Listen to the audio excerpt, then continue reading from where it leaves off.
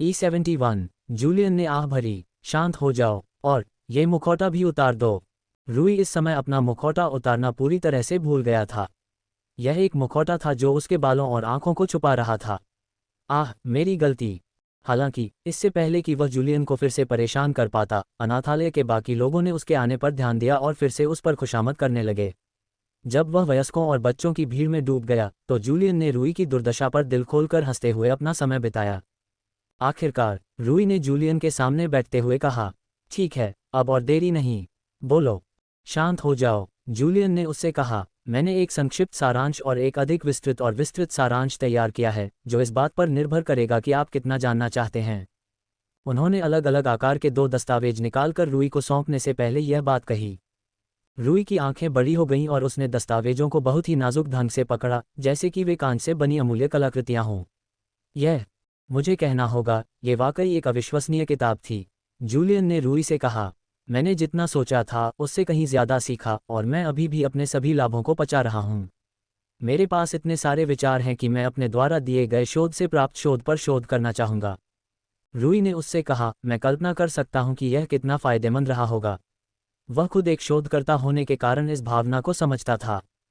Pub future द्वारा विज्ञापन। Julian ने सिर हिलाया। भले ही उनकी तकनीक कैंड्रियन साम्राज्य की तुलना में बहुत कमतर है, लेकिन इसमें शामिल शोधकर्ताओं का ज्ञान और क्षमताएं मेरी तुलना में कहीं बेहतर हैं। विन्फ्राना के राष्ट्रमंडल डची ने वास्तव में सभी मामलों में प्रोजेक्ट एपोथेसिस के साथ पूरी तरह से काम किया। रूई ने सिर हिलाया। मैं इसे पढ़ने के लिए और इंतजार नहीं कर सकती। बहुत बहुत धन्यवाद जूलियन। सच में, मैं बता नहीं सकती कि मैं कितनी आभारी हूँ। जूलियन मुस्कुराया। रूई ने अनाथालय में कुछ और समय बिताया, मार्शल अकादमी के लिए रवाना होने से पहले रात्रि भोजन किया। वापस आते ही उसने तुरंत अपने कमरे में खुद को बंद कर लिया और जूलियन द्वारा दी गई संक्षिप्त रिपोर्ट को पढ़ना शुरू कर दिया। एक बार जब वह इसे पूरा कर लेता तो वह शोध के बारे में विस्तृत जानकारी देने वाली रिपोर्ट पर चला जाता। ठीक है, देखते हैं, रूई ने दस्तावेज खोलते हुए कहा। परिचय। आपने मुझे जो शोध लॉग उपलब्ध कराए हैं उनमें प्रोजेक्ट एपोथेसिस की शुरुआत से लेकर हाल ही में SQ007 विषय के साथ प्रोजेक्ट की शुरुआती सफलता तक का पूरा विवरण है। इसमें लगभग 2 वर्षों की रिपोर्ट का विवरण है और मैं शोध के मूल को इस तरह से संक्षेप में प्रस्तुत करूंगा कि गूढ़ विज्ञान की पृष्ठभूमि के बिना भी कोई इसे आसानी से समझ सके। रूई ने सिर हिलाया। ये वही था जिसकी उसे तलाश थी। शोध इस प्रेरक अनुमान से शुरू होता है कि स्क्वायर दायरे में सफलता कुछ ऐसी चीज है जो मैन्युअल रूप से इंजीनियर की जाती है, कुछ ऐसा जो केवल मार्शल अप्रेंटिस ही व्यवहारिक रूप से कर सकते हैं। इस प्रकार परिकल्पना उभरती है कि स्क्वायर दायरे में सफलता कुछ ऐसी है जिसमें गंभीर बाधाएं हैं जिन्हें केवल कुछ मार्शल अप्रेंटिस ही सहन कर सकते हैं। पब फ्यूचर द्वारा विज्ञापन। एक और निष्कर्ष ये निकाला जा सकता है कि स्क्वायर ब्रेक थ्रू प्रक्रिया की बाधा संभवतः मस्तिष्क से संबंधित है। इसका कारण ये निकाला जा सकता है कि मार्शल अप्रेंटिस और सामान्य मनुष्यों के बीच एकमात्र शारीरिक अंतर मस्तिष्क में है। इस प्रकार, यदि कोई कारण है कि स्क्वायर ब्रेक थ्रू केवल मार्शल अप्रेंटिस पर लागू किया जा सकता है और सामान्य मनुष्यों पर नहीं, तो इसका कारण मस्तिष्क होगा। स्क्वायर दायरे के बारे में अंतिम निष्कर्ष ये था कि यह सफलता प्रक्रिया मानव वृद्धि का एक रूप थी जो इस तथ्य पर आधारित थी कि मार्शल प्रशिक्षुओं के विपरीत मार्शल स्क्वायर शारीरिक रूप से भी संवर्धित होते हैं। मौलिक अनुसंधान दृष्टिकोण की शुरुआत बलपूर्वक प्रयास के माध्यम से वृद्धि प्रक्रिया को खोजने के प्रयास से हुई। संदर्भ के लिए, मानव वृद्धि का मार्ग किसी भी तरह से अनुसंधान का कोई नया मार्ग नहीं है। इस दुनिया में कई काल्पनिक गूढ़ संसाधनों के माध्यम से मनुष्यों को बढ़ाने का पहला दर्ज प्रयास मार्शल आर्ट के युग से पहले का है। हालांकि कई लोगों ने कोशिश की है, फिर भी संवर्धित मनुष्यों के बड़े पैमाने पर उत्पादन का कोई सफल प्रयास नहीं हुआ है। केवल अत्यधिक जोखिम भरी और घातक प्रक्रियाएं ही सफल रही हैं, जिनमें खगोलीय रूप से उच्च मृत्यु दर या अत्यधिक उच्च लागत और ज़रूरत वाली प्रक्रियाएं शामिल हैं। कई अत्यंत बड़ी बाधाएं मानव वृद्धि की फीकी सफलता को दूर से भी बड़े पैमाने पर व्यवहार्य होने से रोकती हैं। शोध में मानव वृद्धि के ऐसे कई मौजूदा तरीकों पर विचार किया गया, जिससे उम्मीद है कि मार्शल अप्रेंटिस किसी तरह इन तरीकों की बड़ी खामियों और कमियों को दूर कर सकेंगे। नीचे वे तरीके दिए गए हैं जो मुख्य रूप से शोध सुविधा के विचाराधीन हैं। वर्नाडियम ब्लड रिफाइनिंग स्पोंजिफिकेशन। यह एक ऐसी विधि है जो वर्नाडियम नामक एक तरल पदार्थ का उपयोग करके रक्त को शुद्ध और सक्रिय करती है। सक्रिय रक्त शरीर की सभी कोशिकाओं को अपनी अतिरिक्त ऊर्जा प्रदान करता है, जिससे चयापचय उत्पादन में वृद्धि होती है। यह मानव वृद्धि के शुरुआती प्रयासों में से एक है। निम्नलिखित एक अत्यंत सरलीकृत व्याख्या है, हालांकि यह अभी के लिए पर्याप्त होनी चाहिए। प्रक्रिया मानव वृद्धि की एक बहुत ही अस्थायी स्थिति की ओर ले जाती है, हालांकि इसके तुरंत बाद पतन होता है। इस प्रक्रिया के कारण तंत्रिका तंत्र तब तक क्षीण होता रहता है जब तक कि मस्तिष्क और शरीर के बीच संबंध समाप्त नहीं हो जाता और व्यक्ति की मौके पर ही मृत्यु हो जाती है। यह एक अपरिहार्य परिणाम है जिसके बारे में शोधकर्ताओं को उम्मीद थी कि मार्शल अप्रेंटिस इससे पार पा लेंगे। दिलचस्प। रूई की आंखें दिलचस्पी से चमक उठीं। रिपोर्ट पढ़ने से पहले ही उन्होंने बहुत कुछ जान लिया था। शुरुआत में उन्हें इस बात का बिल्कुल भी अंदाज़ा नहीं था कि मानव वृद्धि अनुसंधान का क्षेत्र भी मौजूद है। इस तथ्य को तो छोड़ ही दें कि यह इतने लंबे समय से अस्तित्व में है और इतना व्यापक है। उन्होंने जूलियन की सराहना की कि उन्होंने उन्हें वह आवश्यक चुनौती दी जो भूल विज्ञान में पृष्ठभूमि के बिना किसी व्यक्ति के पास नहीं थी। इससे उन्हें ये समझने में मदद मिली कि कुछ निर्णय क्यों लिए गए और चीज़ें कैसे वैसी हो गईं जैसी वे थीं। वर्नाडियम रक्त शोधन स्पंजिफिकेशन, रूई ने बड़बड़ाते हुए कहा, यह निश्चित रूप से आवर्त सारणी में मौजूद कोई तत्व नहीं है। यह विचार कि एक निश्चित पदार्थ रक्त को शुद्ध कर सकता है, चाहे इसका जैव रासायनिक स्तर पर जो भी अर्थ हो, और इसे ऊर्जा प्रदान कर शरीर की सभी अन्य कोशिकाओं में वितरित कर सकता है, वास्तव में आकर्षक था। रूई को अपनी वैज्ञानिक पृष्ठभूमि के कारण वास्तव में क्या हो रहा था, इसके बारे में कुछ विचार भी थे। शायद एटीपी से संबंधित कुछ है, रूई ने बुदबुदाया। एटीपी एडेनोसिन ट्राइफॉस्फेट का संक्षिप्त रूप था। ये कार्बनिक यौगिक था जो मांसपेशियों की गतिविधियों, तंत्रिका आवेग प्रसार और कई अन्य महत्वपूर्ण चयापचय प्रक्रियाओं के लिए ऊर्जा प्रदान करता था, जिन्हें ऊर्जा की आवश्यकता होती थी और वे ऊर्जा का उपभोग करते थे। अगर कोई प्रक्रिया कोशिकाओं को ऊर्जा देने में सक्षम थी तो इसका मतलब ये था कि यह किसी तरह से कोशिकाओं को एटीपी की आपूर्ति बढ़ा रही थी, जिससे ऊर्जा का उत्पादन बढ़ रहा था। ये कैसे हो रहा था, इस बारे में रूई को बिल्कुल भी यकीन नहीं था। वह वापस दस्तावेज की ओर मुड़ा और एक एक करके मानव वृद्धि के साधनों की सूची की ओर बढ़ा। वे सभी मानव शरीर को बढ़ाने के लिए अलग अलग तंत्रों पर निर्भर थे। उनमें से प्रत्येक की अपनी खामियां और कमियां थीं। और प्रत्येक विधि के अंत में जूलियन ने बताया कि क्यों प्रत्येक विधि अंततः स्क्वायर दायरे में सफलता नहीं दिला सकी। वह अंततः मानव वृद्धि के अंतिम साधन तक पहुंच गया। ये हमें स्क्वायर सफलता के लिए अंतिम संभावित उम्मीदवार तक ले आता है। मैंने शोध के अन्य रास्तों पर जाकर यह निष्कर्ष निकाला है कि मुख्य शोधकर्ता ने स्क्वायर दायरे के उम्मीदवार के रूप में शोध के अन्य सभी रास्तों को क्यों खारिज कर दिया। एक कारण है कि मैंने इसे अंतिम के लिए छोड़ दिया। मुझे लगता है कि आप इससे काफ़ी रोमांचित होंगे। रूई। फ्लक्स म्यूटेशन प्रक्रिया। इस प्रक्रिया को समझने के लिए मुझे कुछ प्रासंगिक वैज्ञानिक पृष्ठभूमि प्रदान करनी होगी। पबफ्यूचर द्वारा विज्ञापन, विशेष रूप से जीवन किस प्रकार विकसित होता है। इस संसार में जीवन के प्राकृतिक विकास पर एक सिद्धांत है, विकास का सिद्धांत। इस सिद्धांत द्वारा इस बात की व्याख्या की जाती है कि मनुष्य सहित जानवरों की प्रजातियां इस दुनिया में जिस तरह से विकसित हुई हैं, उसका कारण क्या है। जीवों की एक प्रजाति के सदस्यों की एक पीढ़ी की संतान कभी भी आनुवंशिक रूप से अपने मूल पीढ़ी के समान नहीं होती है। आनुवंशिक जानकारी में हमेशा छोटे छोटे बदलाव होते रहते हैं जो पीढ़ी दर पीढ़ी प्रत्येक जीव के भीतर होने वाली सभी घटनाओं को परिभाषित करते हैं, जो माता पिता से संतानों तक जानकारी की गलत नकल और कभी कभी बाहरी प्रभावों के कारण होते हैं। इन परिवर्तनों को उत्परिवर्तन कहा जाता है। ये उत्परिवर्तन एक ही पीढ़ी के सदस्यों में भी समान नहीं होते हैं। एक ही पीढ़ी के अलग अलग सदस्यों की आनुवंशिक जानकारी में अलग अलग परिवर्तन होते हैं।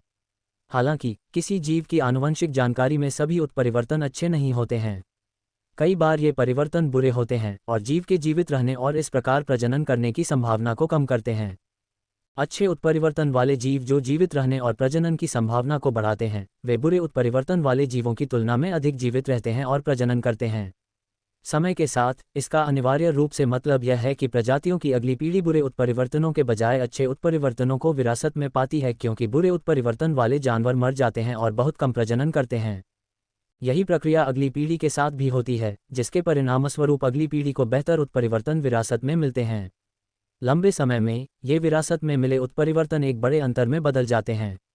इतना कि किसी विशेष प्रजाति की कोई भी पीढ़ी सुदूर अतीत में अपनी पूर्वजों की पीढ़ियों से बहुत अलग होती है।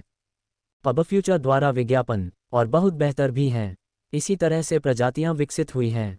इसी तरह से जीवन की सभी प्रजातियां विकसित हुई हैं। फ्लक्स म्यूटेशन विधि का उद्देश्य इसी सिद्धांत के माध्यम से मानव शरीर को उन्नत करना है। यद्यपि मनुष्य को एक जीव माना जाता है, परंतु वास्तव में वह अदृश्य रूप से छोटे जीवों की एक विशाल प्रणाली है, जिन्हें हम कोशिकाएं कहते हैं, जो असाधारण रूप से जटिल और असंख्य तरीकों से मिलकर काम करते हैं, जिनकी कल्पना करना भी कठिन है। हालांकि अगर प्रयोग के लिए इसे जीवों के एक समूह के रूप में माना जा सकता है, तो विकास के सिद्धांत की क्रियाविधि को सेलुलर स्तर पर मनुष्य पर लागू किया जा सकता है। सिद्धांत रूप में फ्लक्स विधि का उद्देश्य तकनीकी सेटअप के माध्यम से शरीर को कठोर परिस्थितियों के अधीन करना था। इन कठोर परिस्थितियों के कारण शरीर के एक विशेष क्षेत्र में बड़े पैमाने पर कोशिका मृत्यु होती है। हालांकि बड़े पैमाने पर कोशिका मृत्यु के बीच कोशिकाओं का एक छोटा हिस्सा बच जाता है। फिर शरीर को उच्च श्रेणी के उपचार औषधि खिलाई जाती है ताकि शरीर की बची हुई एकमात्र जीवित कोशिकाएं जल्दी से पुनरुत्पादित हो जाएं और नई कोशिकाओं से बने नए ऊतक उन कठोर परिस्थितियों का सामना करने में सक्षम हो जिनका वे शुरू में सामना कर रहे थे। सबसे बड़ी कमी ये थी कि मृत्यु की संभावना 100% थी। यह अपेक्षित था। आखिरकार अधिकांश कोशिकाओं को मारना जीव के शरीर के अधिकांश हिस्से को मारने से अलग नहीं था, जो निश्चित रूप से मृत्यु का कारण बनता है।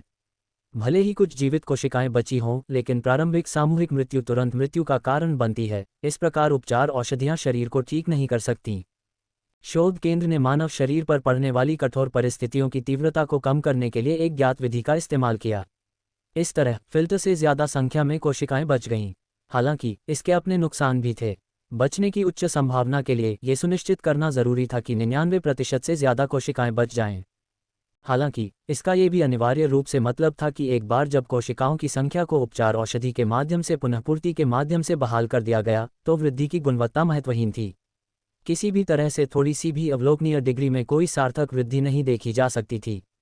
अनुसंधान सुविधा का उद्देश्य मानव शरीर को ऊर्जा के एक अदृश्य रूप के संपर्क में लाकर इस बाधा को दूर करना था, जिसे हम विकिरण कहते हैं। ऊर्जा का यह अदृश्य रूप प्रकाश के समान ही है। वे दोनों एक ही प्रकार की ऊर्जा हैं। यह विकिरण जब शरीर की कोशिकाओं पर पड़ता है तो कोशिकाओं की आनुवंशिक जानकारी प्रभावित होती है, जिससे सामान्य से कहीं अधिक दर पर हल्के परिवर्तन होते हैं। ये प्रभावी रूप से शरीर के विकास की दर को तेज कर देता है। कोशिका मृत्यु और पुनर्जनन के कई दौरों में कोशिकाओं ने विकास की एक महत्वपूर्ण मात्रा से गुजरा था। हालांकि विकिरण खतरनाक है। अगर थोड़ी सी भी मात्रा ज्यादा हो या व्यक्ति स्वस्थ न हो और कई अन्य परिस्थितियां हो तो ये दर्दनाक मौत और विनाशकारी उत्परिवर्तन का कारण बन सकता है। उन्हें इस प्रक्रिया को लगभग पूर्ण करने में वर्षों लग गए, ताकि विकिरण केवल उत्परिवर्तन की दर और डिग्री को बढ़ाए, बिना किसी अन्य दुष्प्रभाव के। लगभग मुख्य शब्द है वृद्धि विधि का एकमात्र लेकिन सबसे बड़ा दोष मस्तिष्क की मृत्यु।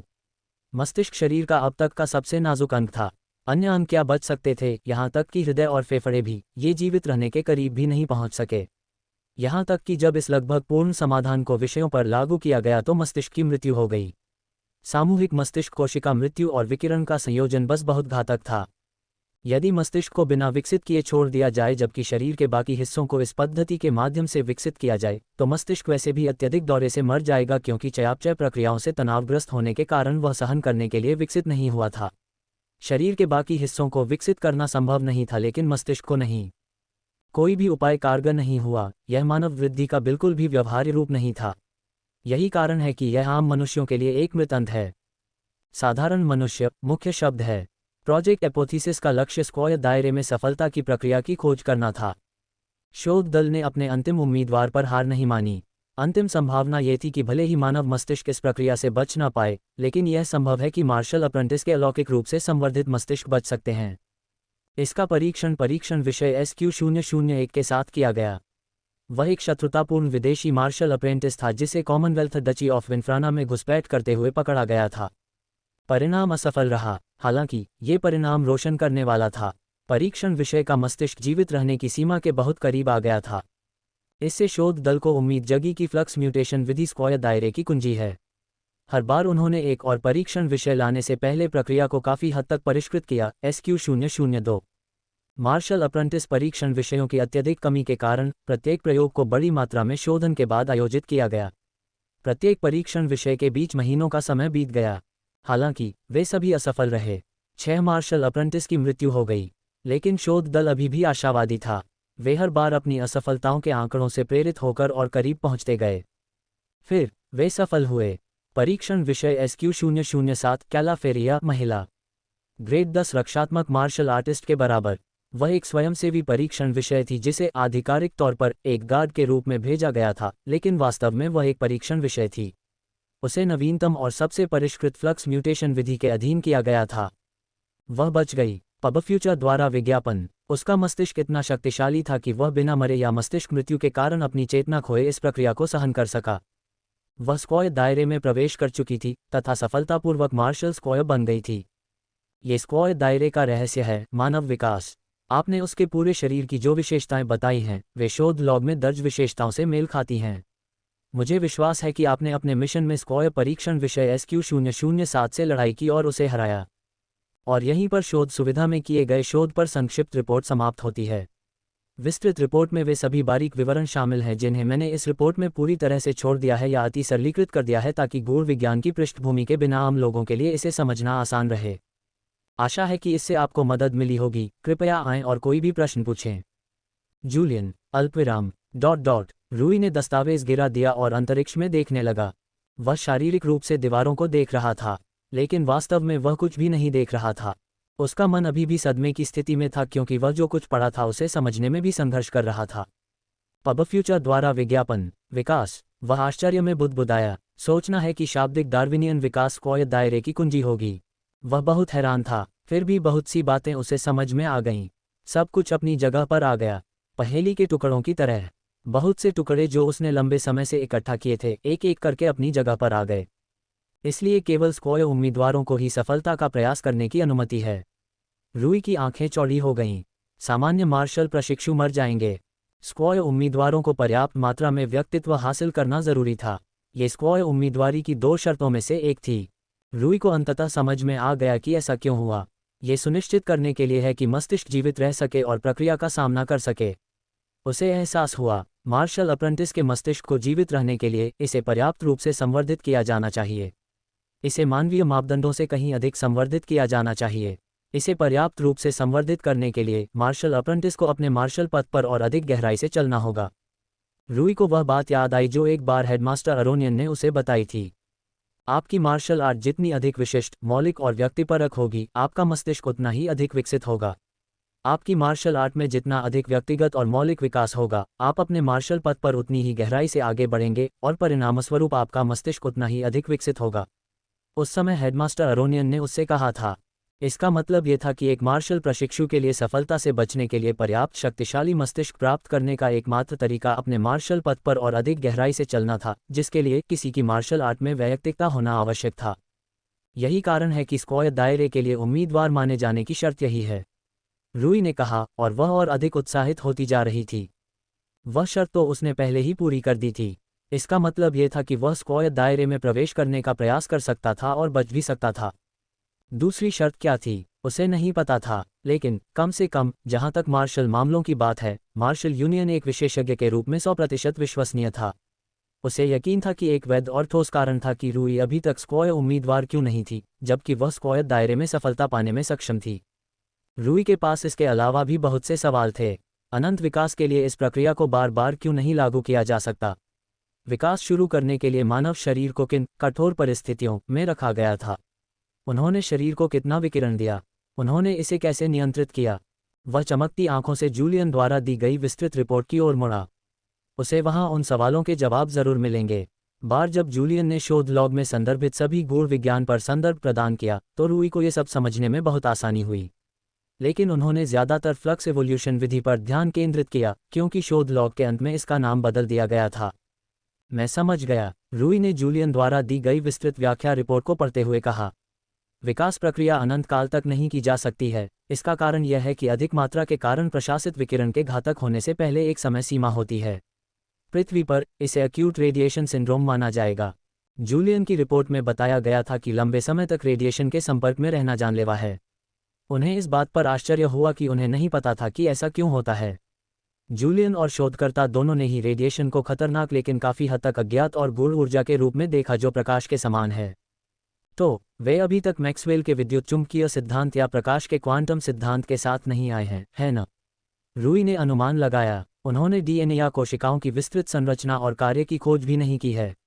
ऐसा भी नहीं लगता कि उनके पास परमाणु का कोई सटीकपूर्ण सिद्धांत है। शोध लॉग ने उन्हें इस दुनिया की वैज्ञानिक सीमाओं के बारे में बहुत जानकारी दी। हालांकि उनके पास इस दुनिया की कई अलौकिक घटनाओं के बारे में बहुत सारा ज्ञान था, लेकिन उन्होंने इस दुनिया में होने वाली घटनाओं को समझाने वाले गहरे वैज्ञानिक सिद्धांत विकसित नहीं किए। इसका एक कारण ये था कि गूढ़ विज्ञान काफी हद तक पर्याप्त और सिद्ध क्षेत्र था।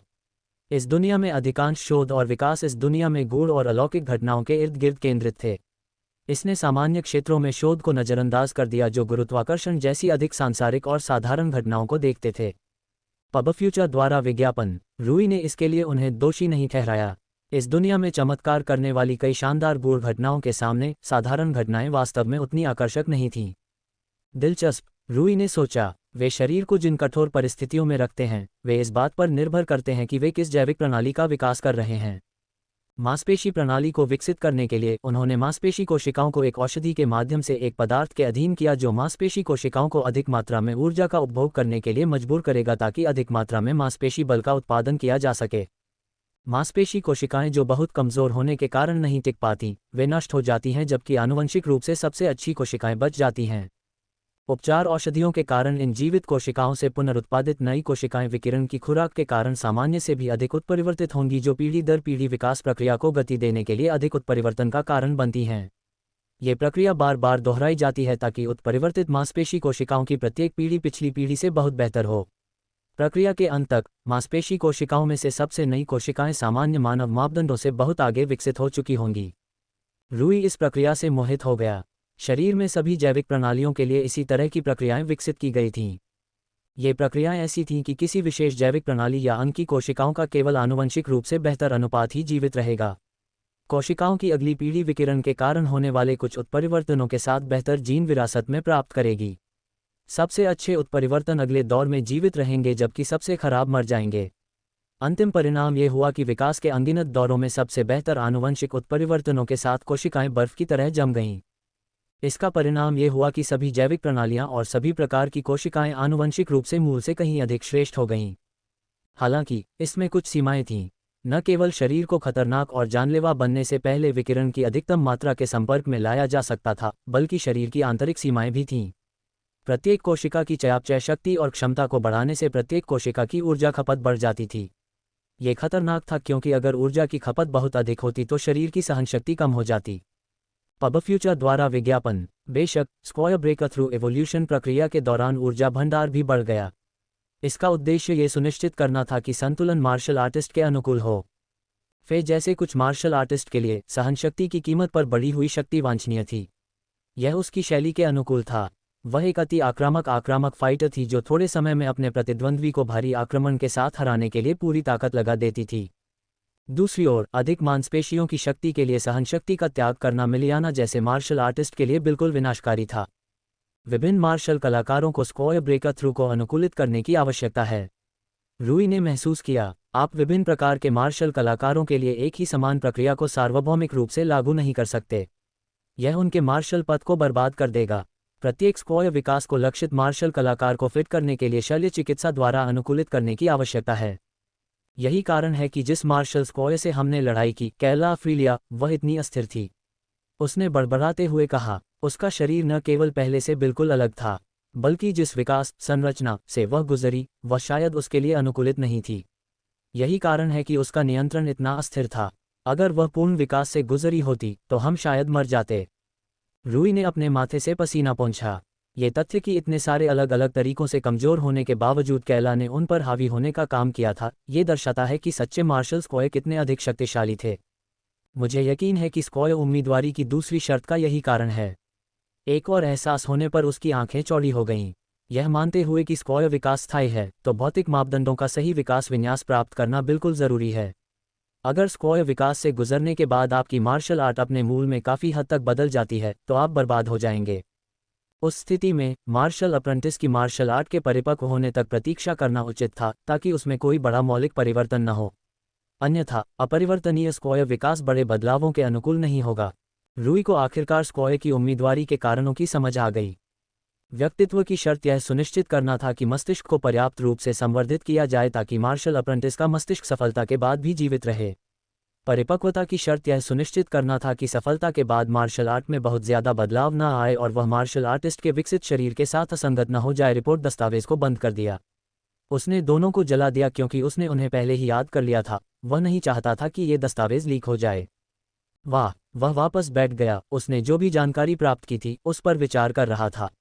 वह कई वर्षों से स्क्वायर दायरे में सफलता के बारे में सोच रहा था और अब उसे आखिरकार इसके बारे में पता चल गया था। अब सवाल यह है कि मैं इसका अपने फ़ायदे के लिए कैसे उपयोग करूं? उन्होंने सोचा।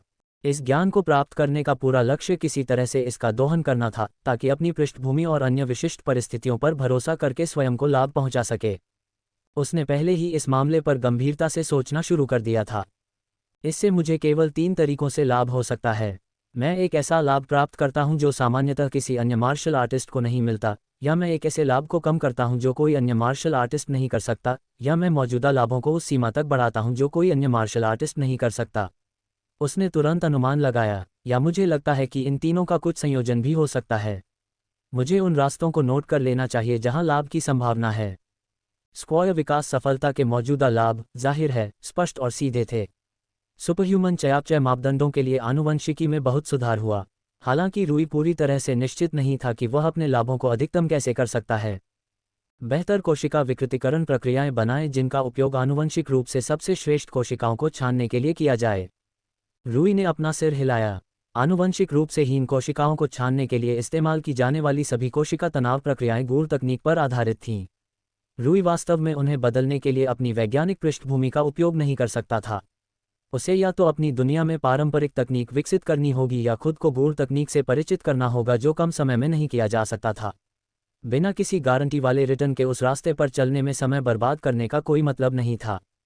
कमियों और बाधाओं को कम करने या अन्य तरीकों से खुद को लाभ देने के बारे में क्या ख्याल है? उन्होंने सोचा। यह उतना असंभव नहीं था। पबफ्यूचर द्वारा विज्ञापन। स्क्वायर विकास प्रक्रिया की कमियां और बाधाएं विकिरण खुराक सीमा और सहनशक्ति की बाधाएं थीं। अगर वह किसी तरह इन दो कमियों को कम कर सकता है तो उसका विकास उसे सामान्य रूप से अपेक्षित स्तर से कहीं अधिक बढ़ावा देगा। जैसे ही उसके दिमाग में कुछ विचार आए, उसकी आंखें चमक उठीं। हे, ये दिलचस्प होने वाला है। उन्होंने शेष दिन अपने कमरे में स्क्वायर विकास की सफलता के लिए अपनी योजनाओं को परिष्कृत करने में बिताया। कुछ दिन बीत गए। कॉमनवेल्थ डची ऑफ विन्फ्राना में मिशन समाप्त हुए लगभग 1 महीना हो चुका था। उस समय चौंकाने वाले मिशन के बारे में जानकारी बहुत बड़े पैमाने पर प्रसारित की जा चुकी थी।